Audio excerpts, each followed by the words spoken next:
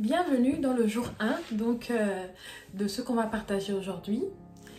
J'espère que tu as ton carnet et que tu t'es vraiment pris 10 minutes pour pouvoir vraiment être à fond dans ce qu'on va partager. Alors, aujourd'hui, le titre de notre échange, ce sera « Qui suis-je ?» Donc, du paraître au être.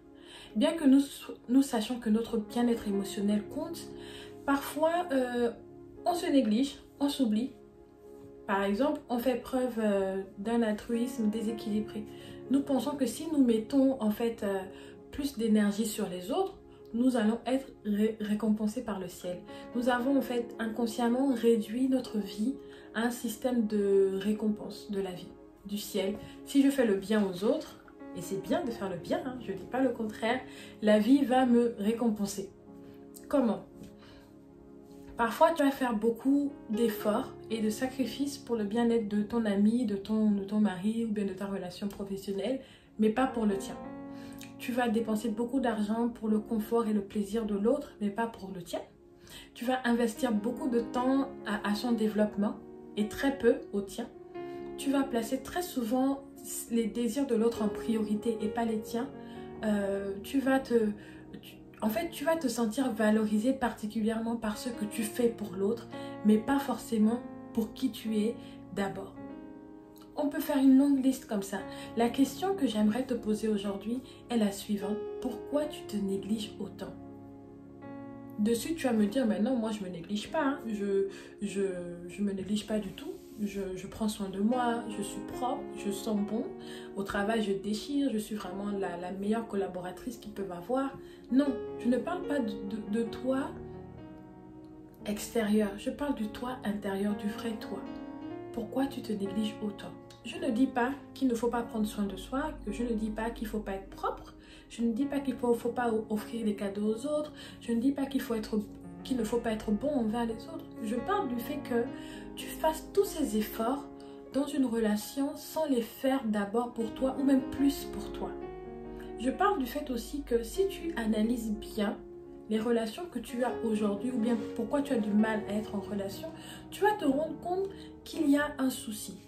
Et pire encore, si l'autre par exemple a le malheur de ne pas te rendre un sourire, de ne pas te dire merci, de ne pas te donner ce que tu attends d'elle parce que tu fais ces efforts pour elle, tu vas te sentir malheureuse et frustrée. En fait, tu as construit une relation dans ta tête avec l'autre sur la base de ce que tu faisais pour l'autre. Tu te dis que si je donne tout ça, j'attends juste que la personne soit reconnaissante, j'attends que la personne soit en exclusivité pour moi, j'attends que la personne soit la meilleure possible, qu'on n'ait pas de problème, qu'elle ne fasse pas chichi ou bien qu'elle ne me fasse pas des palabres en fait. Tu as décidé aussi que parce que tu donnes, la personne doit être comme ça. Et tu veux contrôler en fait les réactions de la personne. Tu veux contrôler comment la personne doit être avec toi. Tu veux construire une personne qui sait recevoir ce que tu lui donnes. Sauf que c'est pas comme ça les relations. En fait, tu te projettes sur une perception que tu as de la personne. Et c'est à ce moment-là qu'on se retrouve véritablement déçu. Lorsqu'on a des attentes qui ne sont pas comblées. Mais pose-toi la question suivante d'entrée de jeu. Je te pose cette question. Est-ce que c'est pas le fait que tu aies vécu des rejets dans ton cœur?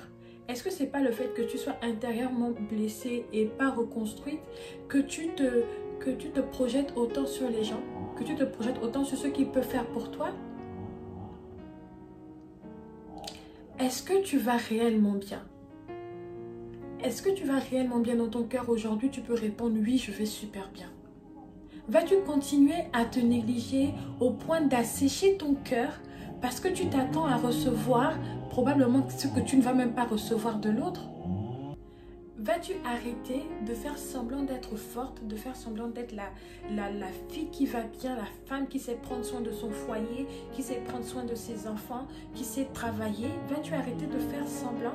Voici les questions que j'aimerais que tu puisses prendre le temps de réfléchir dessus et d'y répondre en fait. C'est vraiment le premier exercice du jour. Noter toutes ces questions et y réfléchir à fond. Je compte vraiment sur toi pour te prêter à ce challenge à fond.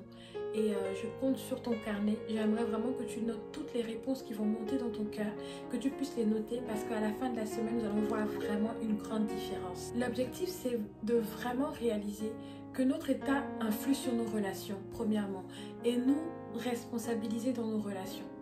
Parfois, ce n'est pas l'autre qui est le problème. Parfois, c'est notre état intérieur. Et comme je le disais, nous allons réaliser que notre état intérieur, notre bien-être intérieur influe tellement sur notre environnement, sur notre productivité, sur notre capacité à être vraiment bon envers les autres. J'ai compris un principe fondamental, on ne donne que ce qu'on a et que ce qu'on est.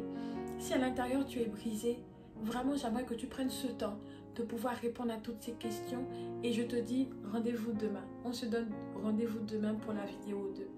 Je vais remettre quelques phrases importantes en dessous de cette vidéo et également l'exercice à faire. Je vais lister toutes les questions que tu puisses vraiment noter, prendre le temps de 5 minutes, 10 minutes, que tu puisses prendre le temps de noter toutes ces questions et noter aussi les réponses qui montent dans ton cœur. Nous allons vraiment aller en profondeur dessus. Pour celles qui souhaitent, en tout cas je suis vraiment disponible. Si vous avez des questions, n'hésitez pas à écrire. Le WhatsApp est disponible et le mail est disponible. Je me rends vraiment complètement disponible à vous pendant ces 5 jours. Je vais répondre à tous les mails et à tous les messages. Alors on se dit à demain. À très vite.